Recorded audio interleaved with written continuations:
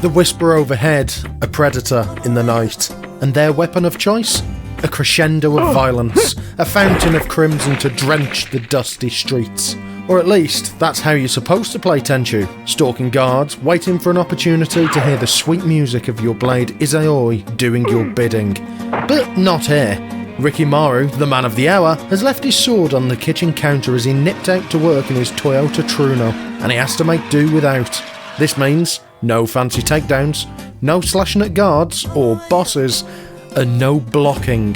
Oh, and of course we play on the hardest difficulty available, and we have to obtain the highest rank of Grandmaster on every stage. All we'll be able to use for this journey is the equipment we find and the items we can bring in. One thing that getting Grandmaster rank does allow is that after each level you unlock a new piece of equipment, one that might be very helpful or completely useless. So let's start at the beginning. The training mission. It's a short level that only contains a paltry 7 enemies, so this should be a cakewalk. I mean, how hard can it be with that few enemies? Well, the problem is that yes, there aren't many chaps to deal with, but they are mostly patrolling corridors. The way the level's designed is to do this. Run up behind Steve, the sword salesman, and cut him up. Then climb up these walls, wait for the right moment, and give the guard a stabby surprise. Down in the ditch is a dude with a spear. Wait for him to turn away and aerate out his insides. Then, in the next corridor, a chap is wandering about the place. Wait around the corner and accidentally nick him a bit while shaving his beard. The area is an open arena. Just wait for the archer to look in the naughty corner. Sharpen your blade on his comrade's carotid artery, and proceed to polish off the archer with an acute case of cold steel. Now overhead is yet another wandering fool. Just let him wander away, giving us the chance to try to hack off his head with a pair of butter knives. And for all this work, a small child will congratulate Ayame on her work ethic. Oh, Ayame, my father will be so very pleased with you. But for us, this is terrible, as this obviously violates the main rule of the run, and this level is specifically designed to get me to break. But now, let's figure out how to evade all the fellas wearing flares. Starting off, the guy in the first area is a type of guard that I'll call a spinner. We'll see plenty of these going forwards, but this is how they generally work. He'll stay in place and randomly turn 45 degrees to the left or right. We need to wait for him to turn away, and wait, and wait, and wait, and wait, and finally climb up. The second sentry is a lot more of a pain. The corridor's so narrow it's impossible to get past him. We can't jump over him, so what can we do? Thankfully, the game grants us 5 shurikens to use, and 2 of them will go into him. Just be careful, because another mechanic is trundling towards us at great speed. This thing in the bottom left is your key meter. The question mark represents enemies being unaware of you. When it reaches 20, you start to be seen while standing, and 40 whilst crouching.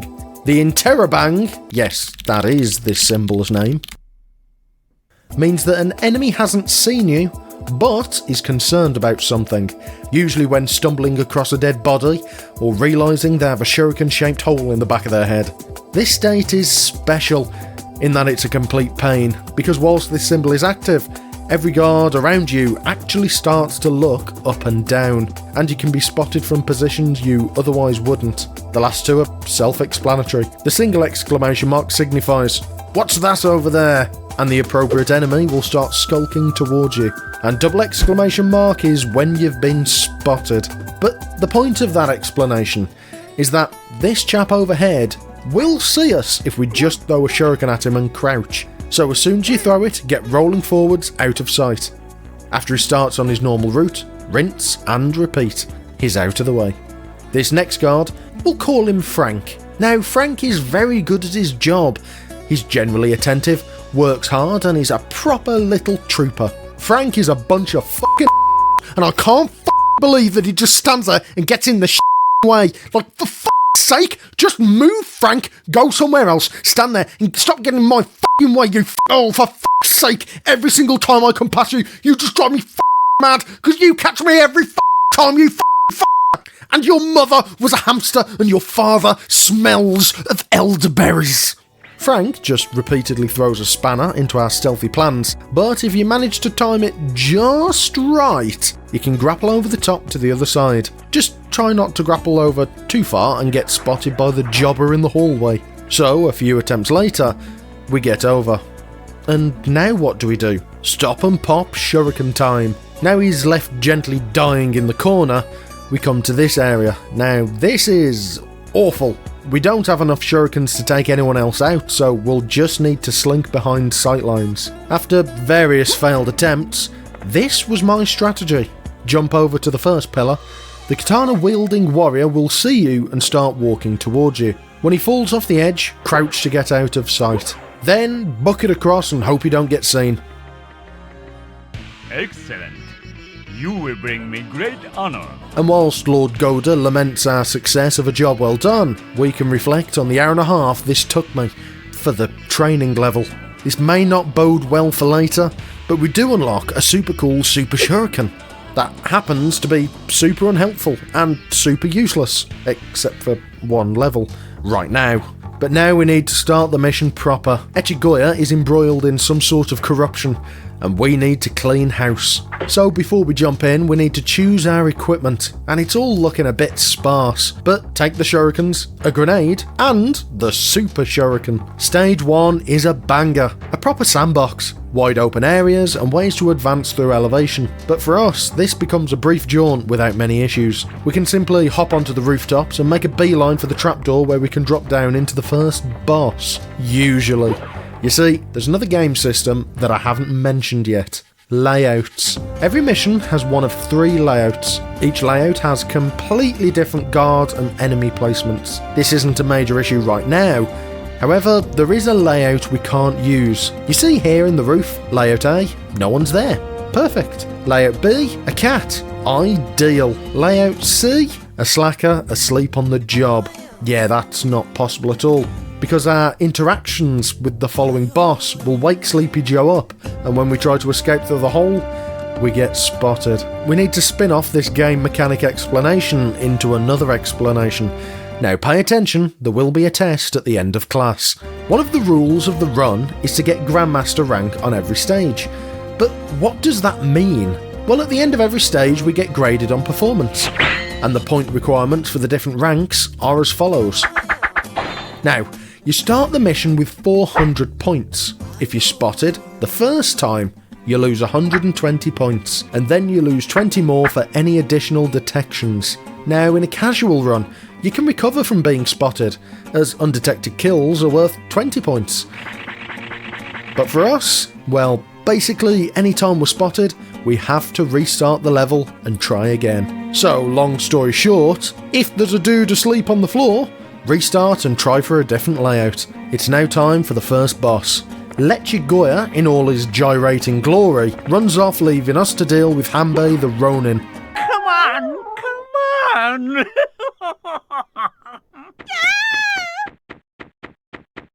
What? Who are you? Get him! Get him! It looks like you chose the wrong party to crash. Now, boss strategy. Because we can't use the sword at all, but this is early in the game, so give him a shuriken, and another one. Get slashed up, and another one, and another one. Give him the grenade.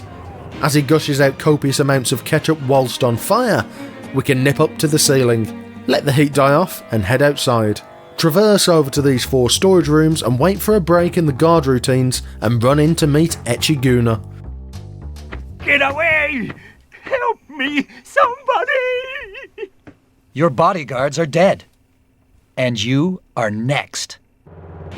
Unfortunately, he doesn't even get a chance to blow his load before we can stiff him with all the shurikens we have left. Moral of the story? Don't be a greedy Wish.com Weinstein, else a ninja will insert sharp objects into your face. Mission 1 complete, Grandmaster rank achieved, and the Lightfoot scroll unlocked. On to our next assignment. Rikimaru has nicked the plans of some scallywags attempting an uprising within Lord Goda's territory. We just need to head back and drop them off, avoiding the roaming band of ninjas in the way. For equipment, we can go quite sparse. Just a single poison rice ball, the second greatest stealth item ever created. So the plan is quite simple. Hop up onto the roof and make our way towards the bridge, regardless of the layout chosen. I mean, we get caught a few times, but nothing too embarrassing. When the coast is clear, jump into the drink and wait on the banks for the suspicion to drop. Then throw the rice ball and run past. No, your eyes didn't deceive you. I did get spotted right here.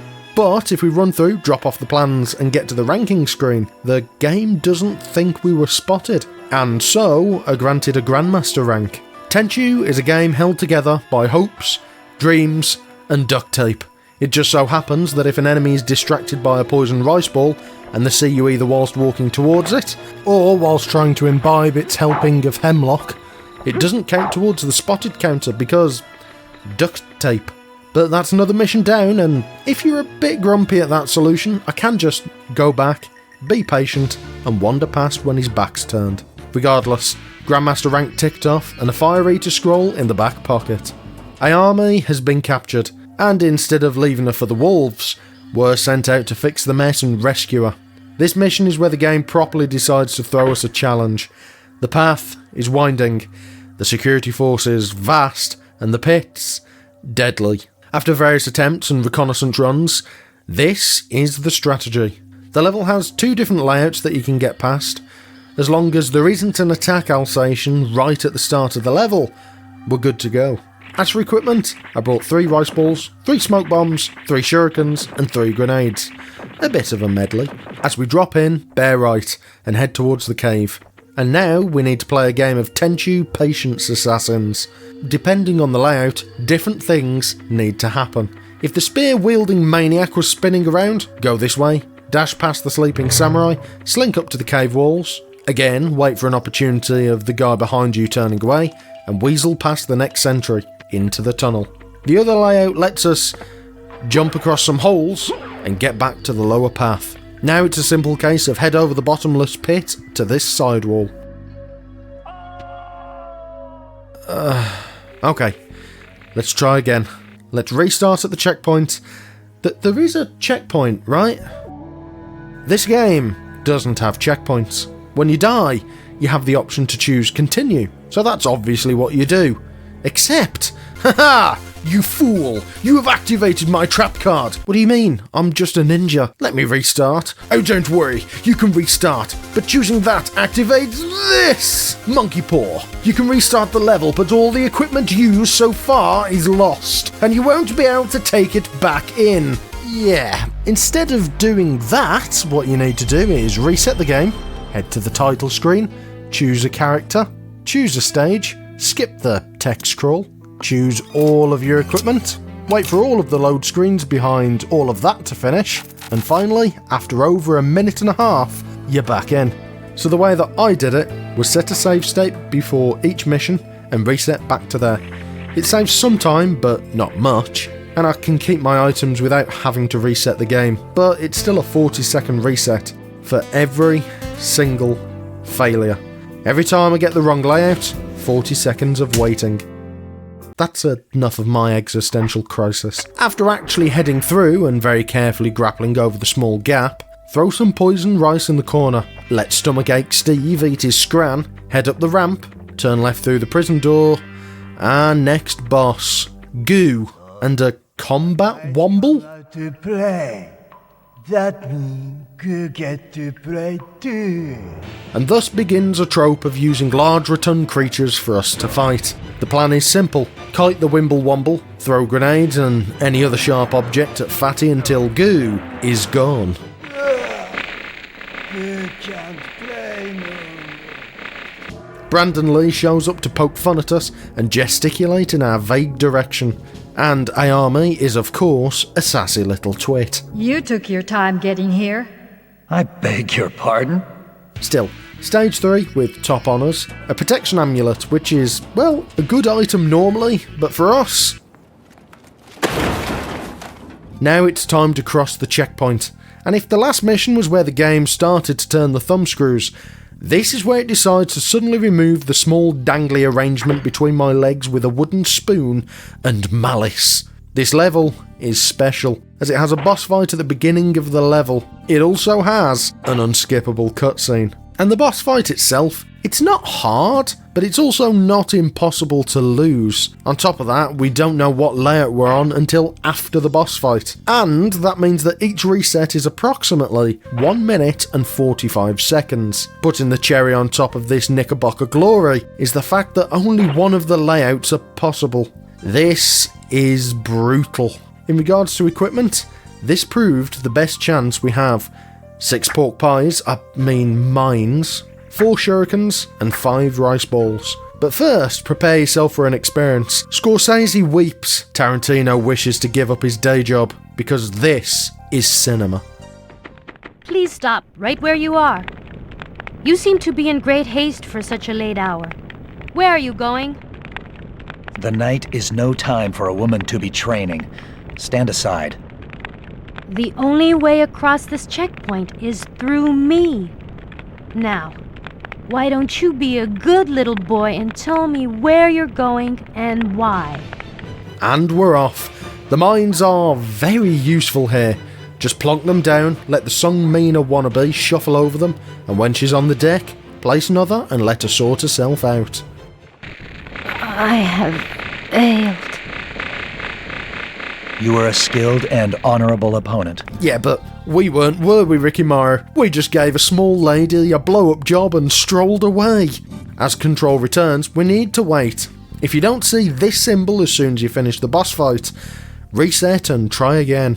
So, on the assumption that you made it through the boss, and got the 1 in 3 chance to get the correct layout, now, on top of the wall, wait for the spinning spear shuffler to move and let us past. This can occasionally take quite some time. Nip past, up the hill, and let the Raiden cosplayer turn away before dropping off some lunch for the nearby ne'er-do-well. Now it's time to roll over a river and lie in wait for yet another Kanto trainer to get out of the way before progressing. Head up the embankment, dash behind the archer on the high ground, and climb up to the next height. From here, again, climb and shimmy across, waiting for yet another spinner to spin out of the way. Now up here to this. This is where things get quite tricky. Distract a distant doggy with Scooby snacks and then throw a chew toy a little too close to his face. And deal with the second canine in a similar fashion, climb up and over. Throw in some extra meals on wheels for good measure. Then slink right past the night watchman and head through to the boss.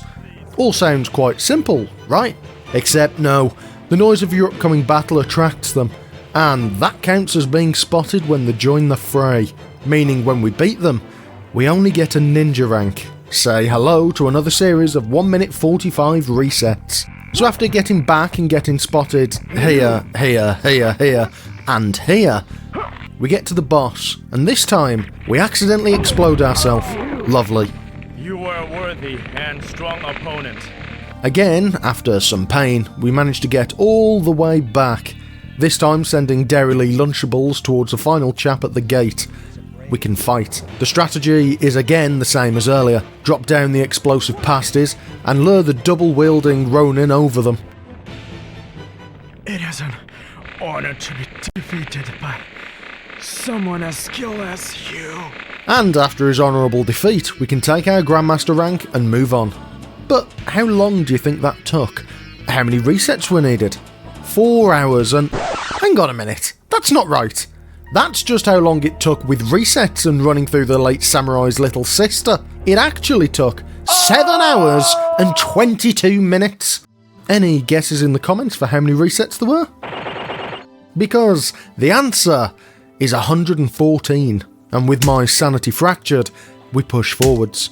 Grandmaster rank and the sleep gas item is... yes. Well, yes. After that complete car crash of a level, this next one should be a breeze. A corrupt minister needs our attention. There's lots of corruption in Lord Goda's provinces, it seems. This is a very open, squarish level, a proper little sandbox. But rather unfortunately, it has a very solid, optimal strategy. As for equipment, a couple of rice-in cakes and a handful of grenades. Immediately grapple up to the roof, then trundle towards this well. Fling a jelly-filled donut towards the pyjama-wearing Baldylockses around the area, and then drop down to the main bodyguard. After pleasantries, get lobbing grenades. The coward isn't willing to die, but before he can give up any further info... Spare my life. I will ask you just one more time. Where is Kataoka? He should be back soon. Now just head to the archery range, and as you run in on the roof, Minister Kataoka, you have brought great shame on yourself. Yes.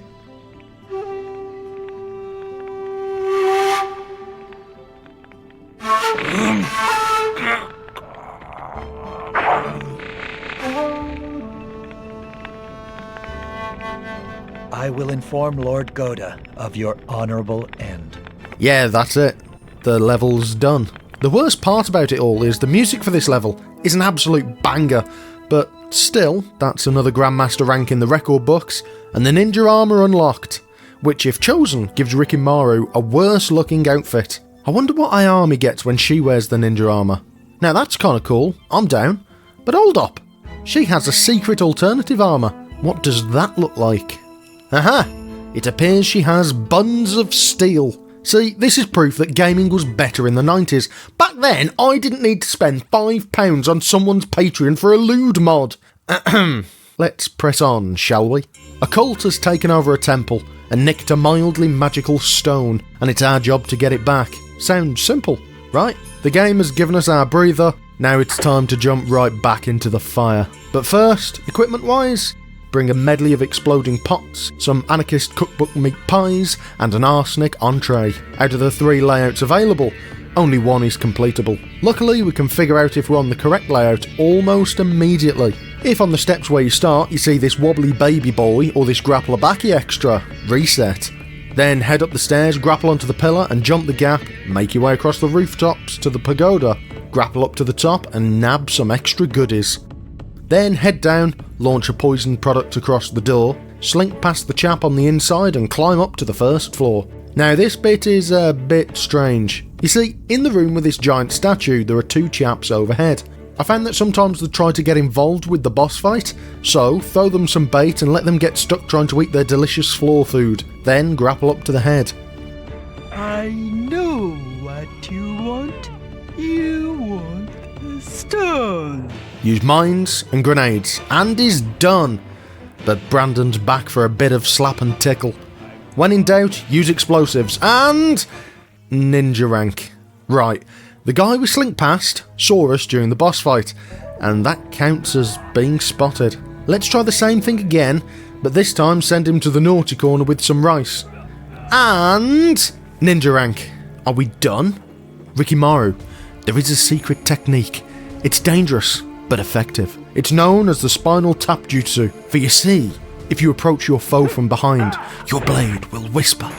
And if you approach from the side, it will sing.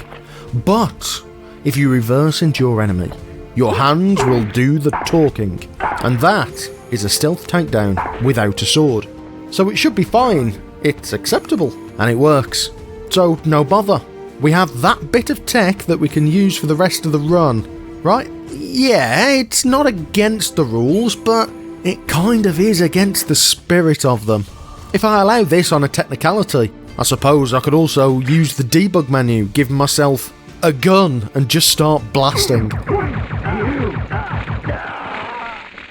So no, that is the nuclear option. If all else fails, and quite frankly, my forehead may be bloody and bruised, but the wall hasn't fallen yet. But after 3 hours and 4 minutes of attempts, some experimentation, and hoping that the game held together with Pritt Stick and Spaghetti Code will break in just the correct way, it does. The rest of the level is the same, but no marauders in the statue room. I can't find him anywhere. I don't know why or how. It may have something to do with how I got to the roof on the big building, maybe? Perhaps that deloaded him?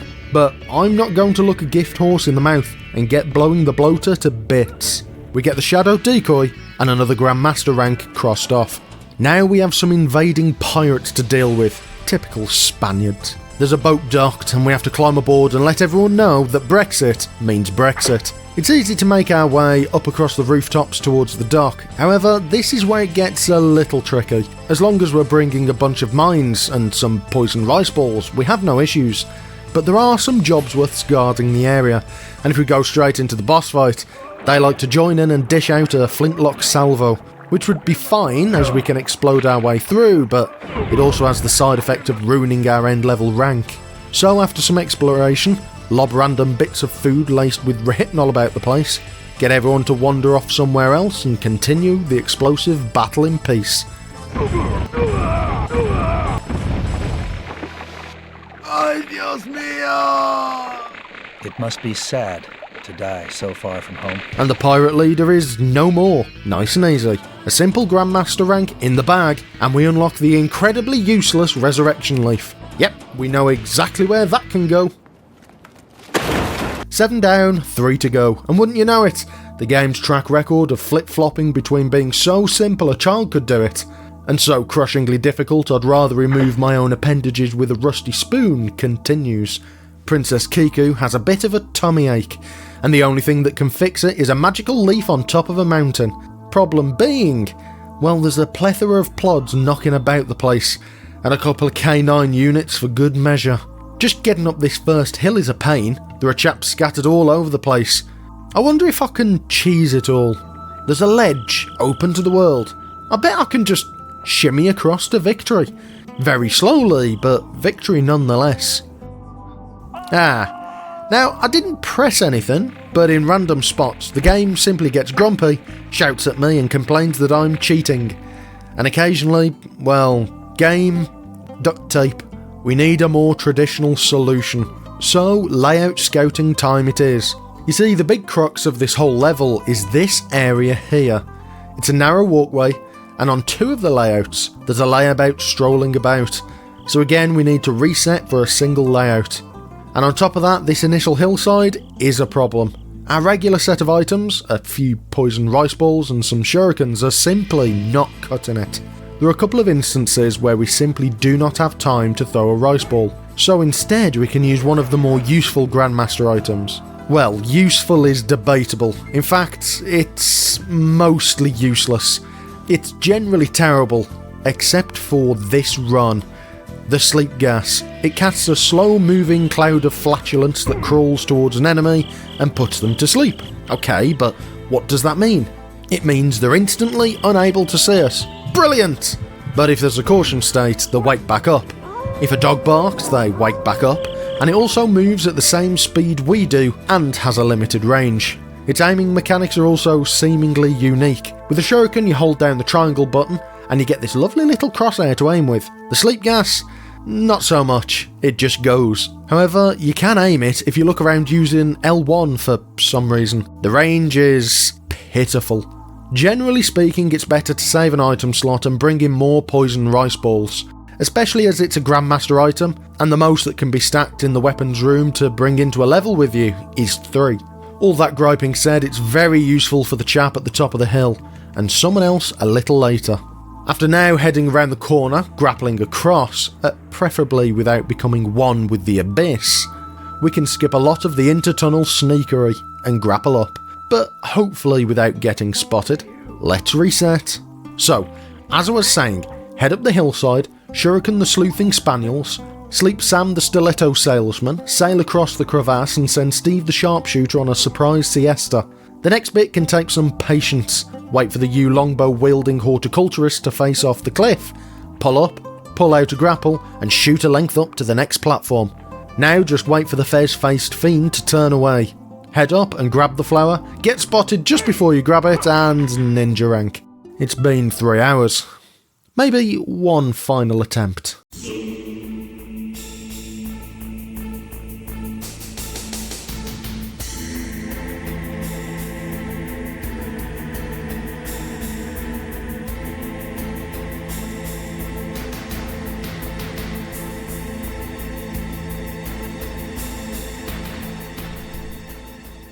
Go on. This might be it. Turn around all the way.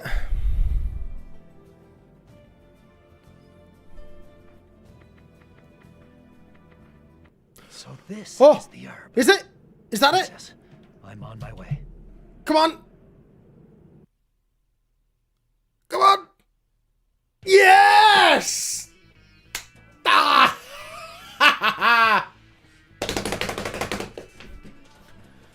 Whoo! Oh, good lord! Victory!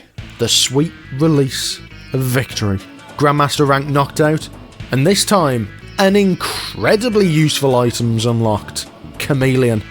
How does 20 seconds of not being seen by enemies sound? But now we have to reclaim the castle. Malarkey is afoot. The towers stand tall in the distance, a grueling challenge. The halls littered with enemies begging to use Rikimaru as a puncture test device. It's overwhelming. Their numbers too great, and their cunning and guile too difficult to overcome. Unless, of course, you grapple up here, and then this spiked roof designed to keep us out and prevent grappling up to. Yeah, grapple up to there and try to climb up until the duct tape flakes off and lets us in. Now it's a case of hopping the fence and blowing Onikage to Kingdom Come. Preferably without exploding yourself to death. Using the smoke bomb mine combo attack, we can repeatedly force the martial artist to stand on our surprise parcels through the use of tactical taunting teabags. The Pilgrim's Extra Mature is strong with this one. Regardless, that's another Grandmaster rank on the record books, and a dog bone we never had before. I'm sure the hardship's over now.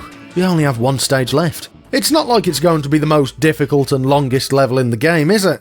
This level required meticulous planning, 2 boss fights with a few very close calls, my mental faculties in tatters, my plans atrocious, and my resolve unbroken. But before we get into the blunt force head trauma, we need to go shopping.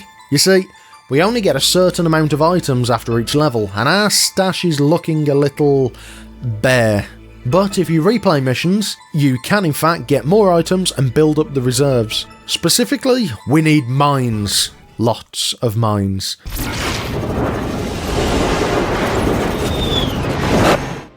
The second level is probably the easiest for us to replay at this point.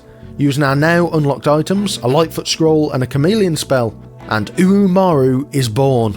And in his cheap drag costume can repeatedly trundle across the bridge to deliver some post.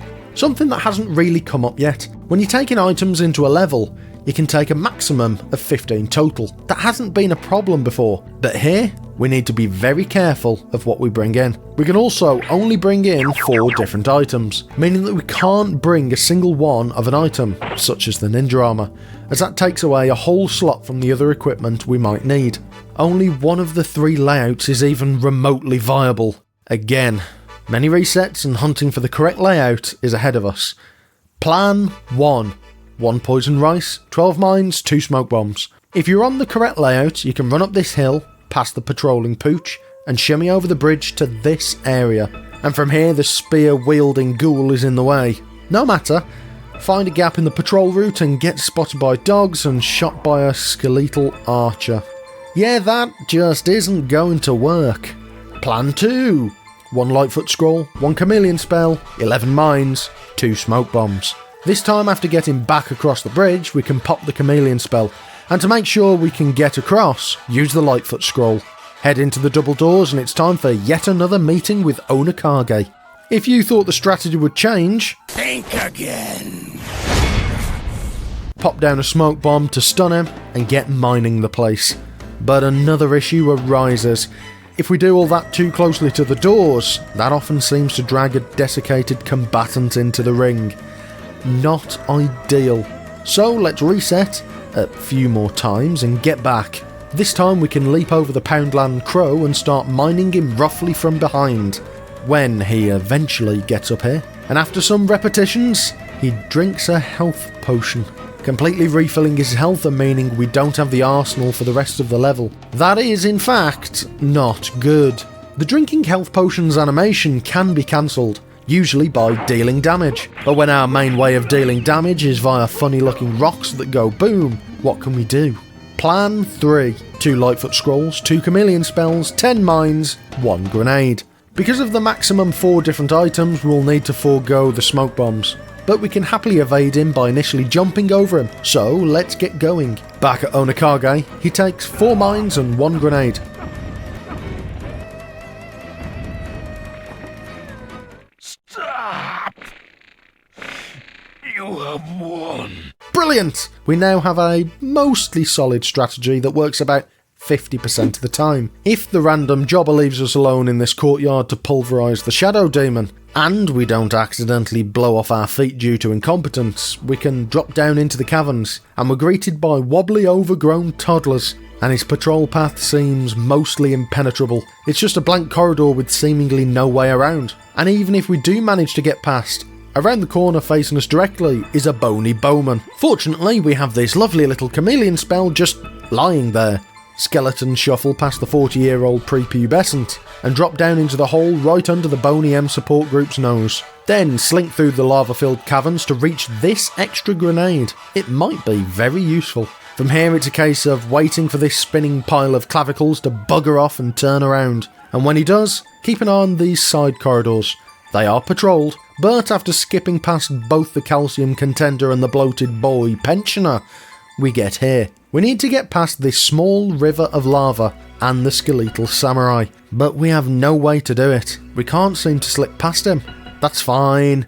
We can just adjust our equipment. Plan 4. 10 mines, 3 chameleon spells, 1 Lightfoot scroll, 1 grenade. Again, remembering that the maximum we can obtain of Grandmaster items is 3, so we need to make that last one count. So, we make it all the way back, get the correct layout, get over the bridge, bop Brandon, slink through the caverns, pop the chameleon spell and run past as fast as we can, getting spotted in the process because chameleon runs out. I don't know how this is doable.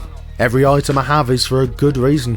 I need all the mines, that 1 Lightfoot scroll is needed, and the grenade is for the first boss fight. If he drinks from the health potion. So, maybe I forego the grenade and swap out to a poison rice or sleeping gas. Then, when I reach the small lava river, I can lure him away, chameleon further down, letting me just about squeak by the last couple of guards I need to. I mean, that completely ignores the fact that Onakage, servant to Lord Hellman's Mayo, will often chug an Estus flask. When playing through the level, my chances of getting past Onakage is about 15%. This is because 2/3 of the attempts are instantly void as they're the wrong layout. And half of what we have left is either taken up by an interloper jumping into the fray, or me removing my feet with explosives. But now I need him to not drink a potion at all. So far I've fought Onakage 15 times, and of those, only once has he not drunk a potion. Meaning, I have a 1% chance to get an attempt at trying this new strategy at the lava river. The wall holds steadfast, but so does my cranium. After an hour of rather fruitless attempts, we make a discovery. As we know, if Rikimaru walks over the mine he places, he explodes. Makes sense. But if you're also close to an enemy when you walk on it, they also get caught up in the blast. Sounds like a perfect strategy. Whenever Onakage takes his nectar, commit to running on the mine and blowing both of us up. Perfect. It does work. However, as you may have been saying throughout this whole process, just put the mine right at his feet, so when he wakes up it instantly explodes him instead of this silly kiting malarkey that you've been doing. And that is a great point, but unfortunately, if you place the mine too close it simply explodes straight away. And even better, enemies knocked down on the floor will take 0 damage from it. So that is the tricky bit. Placing it close enough so that he'll be in the blast range, but not so close that it instantly detonates and I failed the run. Regardless, it does help our chances of getting a run past the first boss, and it increases from about 1% to 10%. The wall is looking a little shaken. Let's get smashing. We get to the magma stream, send Bonesaw to sleep and start to travel down, pop Chameleon and run. And don't quite make it. It is close though.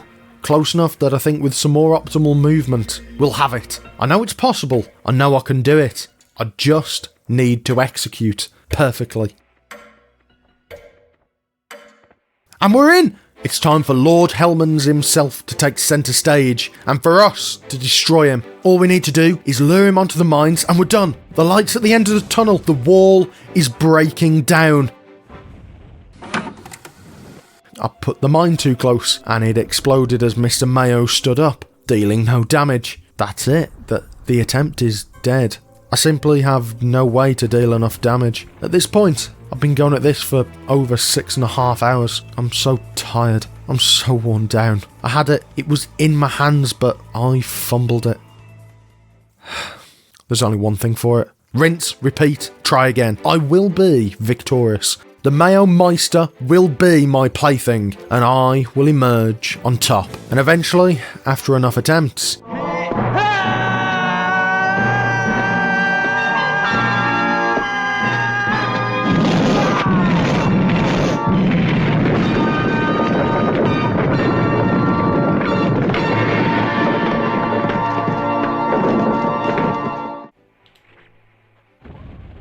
okay? Don't miss.